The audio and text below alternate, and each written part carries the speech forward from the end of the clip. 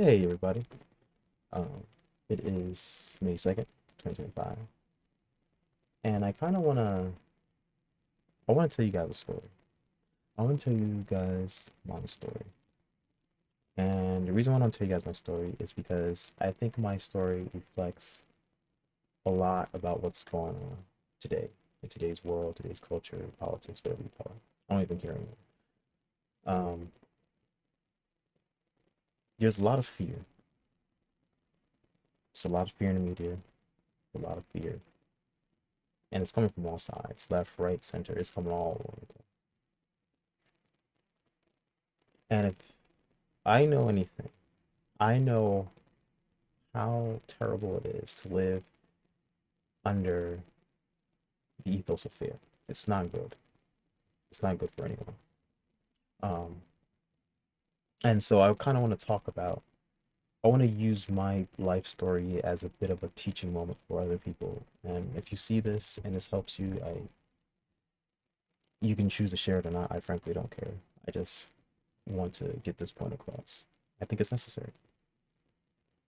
Um, Today we're living in a world where there's a lot of fear mongering. There's a lot of people saying a lot of different things, and the sad part is we have the technology to see what's going on, and yet there's people living in denial. It's saddening. And denial, living in this type of denial, all it does is self-destruct. I know it does because I've seen it over time. I've seen it change in my own family. So let me give you a little bit about my backstory. Um, I am the youngest of um, 9 children, and but I lived with my oldest sister and with both my parents. Now my other siblings, they weren't quite so lucky, and my sister was from, she had a different father, and so our family tree is very common. But for the most part, we lived the traditional American dream like lifestyle. You know, you had the mother, the father, the 2 kids, the car, the job. Um, the highest position my dad has ever gotten at one point was a uh, property manager, property developer. Um, and he did what he could to take care of the house, take care of the bills. Um, and very early on, when we first moved here uh, from New York to Pennsylvania in 2004, I was 6. Um, we we were pretty we were kind of connected in a sense, but not really. Um, So my earliest days, I can barely remember now, but it's maybe like 3 or 4 or so. Um, we used to go to a Baptist church in New York, and then we attended a different church, and we eventually joined with a couple of families and formed our own church. And so I was one of the founders. My family is one of the founders. So this is how much history I have with this church. And this isn't has anything to do with religion, by the way. I'm just talking about how the social dynamics of our living situation affected us mentally. And this was long before COVID was a thing. Like what we're going through now is a lot worse than what we went through the last 20 or first 20 years, let me tell you. Um, but I was raised in a very religious household, and so I got a lot of my religious training from my father. We would have like these little family altars where I would lead songs and my dad would read the Bible, and then we have our exhortation of the day. That was our traditional family altar. But most importantly, the reason why I'm saying all this is because this did have a part to play in terms of how perspectives, emotions changed. And the reason why was because when we moved from New York to Pennsylvania, we still attended a church in New York. But the issue was that we weren't as connected socially to other people. And when we made that move at the time, it was a pretty significant move. So we didn't really know a lot of people around here. And eventually, as we began to work on a house, improve on the house, make the house livable for all of us, um, we met people who we worked with, and they helped us out with the house. And by the way, I don't know if my dad ever said thank you to them, but I want to appreciate them because I'm right now trying to get the house back to shape now. There's a lot of stuff my dad did that wasn't correct that I have to correct. So make of that what you will. At any rate, um, we lived about 3 hours away from our home church now, and we attended church twice a week, um, sometimes 3 times a week. And the one thing that we were were devout. Uh, we we were the earliest ones at the church before. Sometimes we would be there before the church door opened. Like we had a passion for our faith. And after a certain point, I can't quite figure out when, but I have a strong feeling it had to do with the isolation. Is after some point we began to lose faith. We didn't believe it, we didn't understand it, but somehow we missed it. How I can tell you. But what I began to notice was there was, as time went on, things started to become much more isolated. Um, we began to not interact with a lot of people who we originally on good terms with. Uh, the reason was because of poor character, which is fair and respectable. Um, but now I kind of wonder if even worth that was kind of even worth it because do we sacrifice the social connectivity of each other for disagreements that we have about each other instead of, trying to encourage each other to do the right thing? I feel like it's easier to work with each other than it is to get away from each other. And I've witnessed that multiple times. And so what ended up happening was a lot of the early friends that we had, as they either passed away or moved on with their lives, my parents purposely isolated themselves or purposely separated themselves from them. And well, that began to take a toll that I don't think people were expecting. At least I don't think my parents were expecting.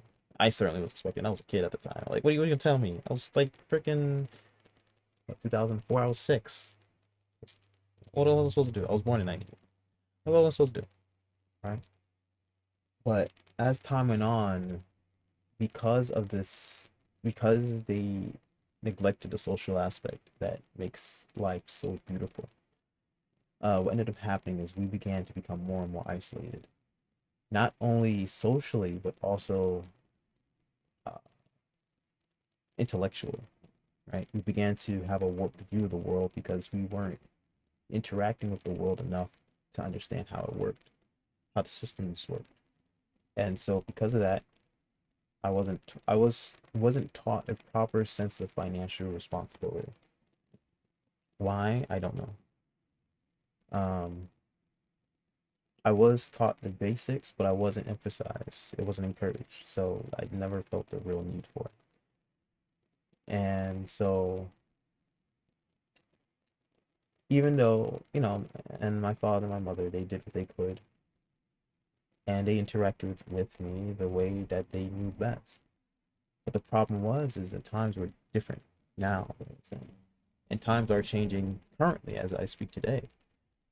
And it's only when you understand that things are changing that you have to, when you notice that things are changing, the first thing you have to do is take a look at yourself. And one of the things that I noticed was that there was a dissonance between what was being taught as part of our faith and what I was observing personally with the things that was going around. Uh, for some reason, there was this strange idea that we shouldn't talk to people who don't agree with us or don't agree with our beliefs. And it's like, but then how do you achieve anything? If we are supposed to be the bringers of peace, how do you achieve anything if you can't talk to the other individual? I've never understood it. Um, but over time, what I noticed generally was at the very beginning when we first moved here, we actually had a lot of people come visit our home. A lot of our church family visit our home. And we would hang out. We had good times together. And then as time went on, as we got older and older, it became less and less important. Now, the sad part was it became less and less important uh for them, but I didn't realize that that was to become more and more important for me. But the advantage that gave me was that it actually allowed me more time to mature away from myself. So for example, I grew up at a time when social media was just being born. So there wasn't a lot of social media outlets as there is today. And I say this every time I tell the story, I tell my story to someone, is I remember how social media came about. A lot of, at least like my, like at least with my family, they didn't want me to have any type of social media. Um, the I snuck onto Facebook and created a Facebook account. I think I was maybe like 12 or 14. Uh, and that was a risk. That was risky because if you was going to social media from your parents, religious parents, who, oh my goodness, what? Oh, that was the end of the world. But it was a time. The times were changing, right? And the times were changing into my favor for my in my advantage because I was isolated. But social media was now an opportunity for me to connect to other people, and that's what I saw it as. But as time went on, the mentality around social media began to change, and I began to realize that social media was not as it was good until it went downhill. And once it went downhill, it became no good. And so there was a period of time now where uh, I'm just now getting back to social media, just now getting to used to uploading videos and things like that because I had always watched it and observed it and studied it, but I never quite made the connection that social media was a set in one sense an answer to my lack of lonely to my isolationness, but in another sense it also gave me a freedom and platform to like develop and express myself. And I sometimes wonder if I had taken advantage of that earlier, could I have become better? Or could I have become like famous sooner, or maybe I would have become popular, or whatever. But I'm actually kind of glad now that that didn't happen because maybe I would have ended up in some situations where I let my temptations get the best of me. So now that I would say I'm still maturing. In fact, I don't think there's an end to maturity. I think you continue to mature even as you get older and older. The longer you live, the more you mature, the better you get, in my honest opinion. Um, I began to realize that you know, behavior of my parents towards me was it wasn't typical. It was atypical of how parents took care of their kids, and I noticed it. And I noticed the difference between how my parents and their attitude was towards me versus how it was to other kids, and how other parents would treat me far better than my own parents did. And, it created a complex within me because I didn't understand what was going on. And all that I knew was that I wanted to um, I wanted to be myself. I was curious about the world. I wanted to learn about the world. I wanted to understand how the world works. And I'm still like that today. It's through that curiosity and learning that eventually caused me to realize that, unfortunately, a lot of the fear that we see today is due to people not understanding that the times are beginning to change. Um, my own parents are now terrified for their lives for something that's not even happening. Uh, I contacted my mother and she told me about the situation that's happening. And it was a response to something that I said. And so, I didn't hear this. I hadn't heard of the story at this point. So I said, all right, well, what happened? What was the situation? What happened? And so she answered the question. And then then I asked, well, what was the circumstances surrounding the incidents? Because I, like I said, I like to try to understand things. It's not my worry is that I get to a point. I try to understand things because I worry that if I get to a point to where I neglect to try and understand how things work, you risk I risk putting myself in a position where I cannot uh, accept myself to change, allow myself to change, right? If I don't understand how I am, how can I change? How can I change any problem? How can I affect or influence any issue for the good if I don't stop to take count the costs, to understand what are the circumstances surrounding the issue?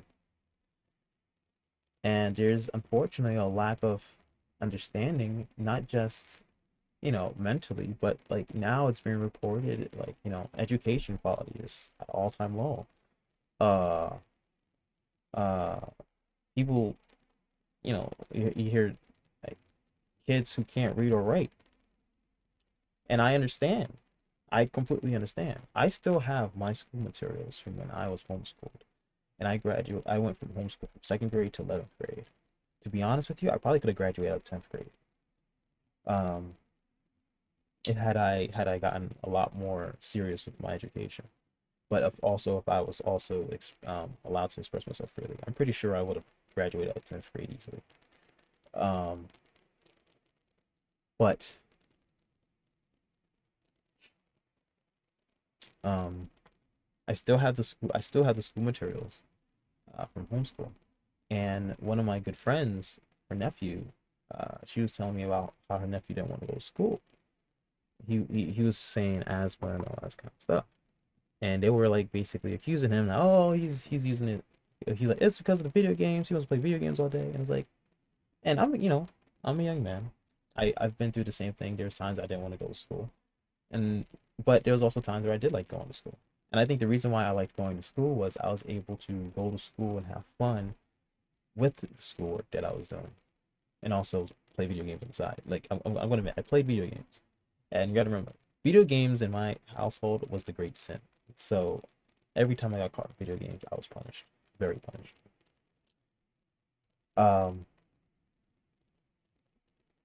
but I he showed me the schoolwork, and I asked him. I said, "Well, what's going on with school?" He's like, "I'm not learning anything." I said, "Well, can you?" He expressed to me his frustrations about the math and English, and this was like 2 years ago. This was very recently, like within the past 2 years. I would say even maybe even last year. And told me, he said, and I looked, and he said, "Well, can you show me your homework?" And he showed me the homework, and this young man is in fifth grade, I think. 14, I believe. He was 14 at the time. So whatever grade that is, I believe it's fifth, fourth or fifth. And wait, no. 14. If he's 14, then it'd be eighth. Yeah, I'm sorry, it'd be eighth grade. So oh yeah, all right, seventh, eighth grade. Thank you. You're giving him material that I did when I was in third grade. I'm not even kidding. I still have the textbooks. I was doing polynomials, algebra at third grade, maybe even fourth or fifth grade. I believe I was on algebra at third grade. And and trust me, when I did it then, I hated it too. I could not stand it. I could not. It was brutal. It was like, what? I don't what? But the materials he was giving him was equivalent of like maybe first grade, second grade materials. Third grade, I was okay. Let me clarify. The education that I was getting at third grade, he was getting it at eighth grade. That was a terrible decline. And I could immediately understand why he didn't want to go to school. Because there was no value in it. There was no value in him spending his time going to school. Because the schoolwork was, he was far beyond that. Now, unfortunately, at the time, I didn't have my old school materials readily available. So I couldn't like take him under my wing and tutor him because otherwise I would have done that. But no, the education crisis is real. I have friends, close friends, who are in very, very terrible positions in life, very low income and low income position in life. I'm in what we call middle class, and I'm not in a good position myself. I'm in a much better position, but not by much. And I'm living in what I would say to be an advantage, a sweet relief in today. Um, but the reality is the world is changing. Um, this is no longer, the world is no longer for those who don't work. We live in a nation that was built on a foundation of hard work. This isn't a surprise. I mean, the buildings that we have, everything that exists today, all the quality, the roads, the highways, the buildings, the stores, everything was built on hard work. It was reflected in my homeschool education. It was the reason why I got to where I am. And hard work, integrity, and doing the right thing. That's, I think, what everyone wants to be appreciated for. And I think that was what's missed. Because as we became more and more isolated from living so far away from our community, which was the church community, which was our closest community, we began to disassociate from people itself. And that's what ultimately ended up happening. And so now you end up in this little circle of mental claustrophobia. Think about it, mental claustrophobia, where you're so close-minded till you feel the exact same anxiety as you would feel if you were in an enclosed space. But yet you're not in an enclosed space. However, if you were in that enclosed space and you closed the door and the lights was on and you understood that you can leave at any time, and even if you stayed there indefinitely, it wouldn't kill you. Guess what? Guess what? Would you really be as afraid? Would you really be as afraid if you were in a tunnel that you knew you'd come out at any time, but you had to be in the tunnel, but you could come out at any time and you had that freedom to? Does it make the tunnel that terrifying? The tunnel itself is terrifying, yes, but knowing that you can get out of that tunnel is what gives you the confidence to go into the tunnel, right? When you don't give yourself an option to look for a solution, to look for a way to provide a solution that works out the best for everyone, because I believe we all have a passion and care for other people, regardless of who we align ourselves with, who or what we align ourselves with, for that matter. But there's a certain passion there, and that passion is care for each other. However, we have to be careful to make sure that we are communicating to each other the honest intent of what we want to accomplish. I believe we are living at a time where people like myself, who's lived underneath a system where we've been told more about what to do, how to do, instead of letting and not trusting us or granting us the responsibility to show then not only are we capable of sticking true to that, but we can even go even further and make it better for everyone. And everyone benefits at the end. There's no winners, there are no losers. There's only there's only there that is. And we just have to, become honest with each other. We have to hold each other and we have to hold ourselves to the highest integrity that we can. And I think it's incredibly important. I can say that for myself because unfortunately, in order for me to continue to play video games, I had to deceive my parents that I wasn't. Did I want to do it? No. In fact, if my parents and I had agreed, hey, we understand you like to play video games. You're a young man, you're a young child, you don't understand much about the world, and that's okay. But what we're gonna do is we still have rules in this house. However, this is what we should do. We'll give you a space of time to play video games by yourself. Even if a reward system, if you get good grades, you get to play, you get to have, 3 hours of video game playtime. That would have been perfect. That's all that had to be done. But because of this unknown, the fear of the unknown, the fear of taking this first step to understanding the situation,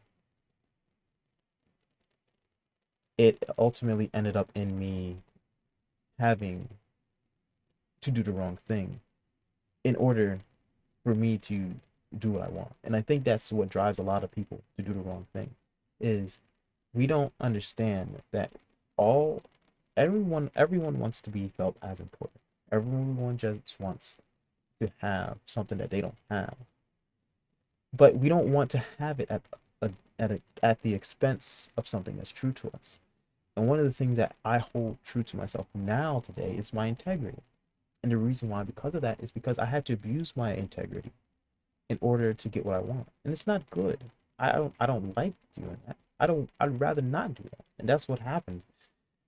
I had to effectively, lie to my parents in order just so I could play video games. And the crazy part is everyone else playing video games was the norm. In fact, that was the social acceptable way at the time because that's how we connected as friends. Why do you think Call of Duty lobbies were so popular? The reason why Call of Duty's lobbies were so popular was because A, it was a measure of skill, right?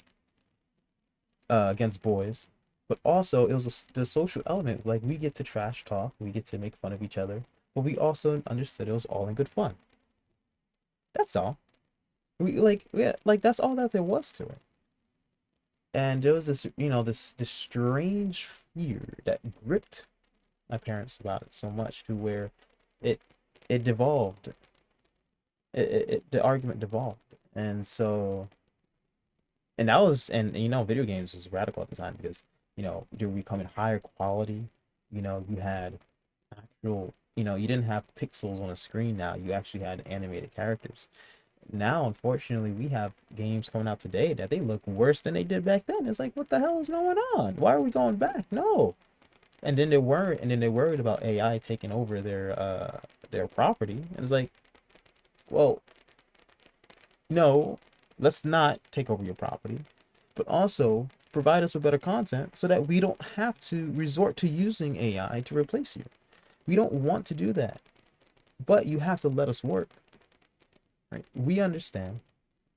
I understand, especially, and I want to tackle this in particular regarding AI because I just wanted to spell the notion. People think AI is going to replace us. No, AI is only going to replace those who are unequipped to use it. That's all it's going to displace. If you understand and work with AI and learn how to use AI tools to give yourself an advantage, there's nothing you have to worry about. Quite literally, we're not going to replace our human intelligence with artificial intelligence. That's what machines are for. Machines are the artificial intelligence. But we use machines to assist us. Think of it. What you're looking at now is you have a tool in your hands, let's say a hammer, right? Now imagine you had an AI hammer. A hammer that can tell you exactly how hard you're hitting something, that can maybe even help you autocorrect when you're swinging, so that you don't you slam the nail into your fingers, right? Whether you choose to use a nail holder, whether you choose to use your fingers, you should be able to hit the nail every single time. Who knows? Maybe we'll have an electric hammer that can actually do that. I mean, we have nailers, right? That's an example. But that's the whole point. The point is technology is changing, times are changing. Get with the times. You cannot stay when you stay fixed, when you when you're when you do not socialize for a long period of time. Here's what happens. It desensitizes you. It desensitizes you because it you end up being lost in time socially. And so you end up having to spend more time catching up with other people in order to really understand what's going on than if you just stay inside, right? Staying inside is not going to help you progress in the world because the world moves every single day. We all get up and move every single day. It's no worth it trying to stay sheltered and closed to things that we don't understand. But we have to understand that we have to approach it from a way that is responsible and makes sense, right? And if something doesn't make sense, just leave it alone. Just leave it alone. Maybe it's a problem that we'll solve in a lifetime from now on, right? We might be able to solve that in a lifetime. Who knows? I think great times are ahead. And if you follow, and depending on the source of media you choose to consume from, I personally don't consume it directly from any media. I just watch the live streams. That's how I know. I watch live streams and I watch interviews, and that's all I care about. I don't care about how people want to tell one side of the story one way, one side of the story the other way. The reason why I don't care about legacy media is because legacy media are getting the same source of information that I'm getting the source of information from. So why should I let them disseminate what I just watched when I can just do that myself? Now, unfortunately, because we have become so isolated, we don't have that. So now we have to, so now what we end up creating, and the cool thing is I enjoy comedy, and I always like to say the comedy writes itself. And it's a comedy. Think about it. Those of us who are understanding, like, okay, we have to take information and critically analyze it in a responsible, smart manner, aka common sense. That we have to create tools of artificial intelligence to help those without common sense to obtain common sense. It's insane, right? But but the thing about it is, it's an ongoing problem, and the problem may never end. You may always continue. Who knows? Who knows? Hopefully it doesn't. I would love to finally have an era where there's no bad news, only good news, only triumphs. If something bad happens, we we resolve the situation and we move on with our lives and we continue to push forward and to make everyone's lives better. Because what we do here in America can set an example for the rest of the world. In fact, it already does set an example for the rest of the world, and it's important. It's important if more people outside the world can see the issues that are within the world, and they understand that there are people like us who wants to get out of that situation. I think we all can agree that we want to get ahead. We all want to succeed. But we can't all succeed unless we work together. So let's work together. That's all. I wanted to tell more about my story, but I think this is a good stopping point. Um, but I feel like this is important. And so I wanted to share this part of the story. If you guys want to know more about my life story, let me know. Mention it in the comments. And yeah, I'll talk to you guys next time. Thanks.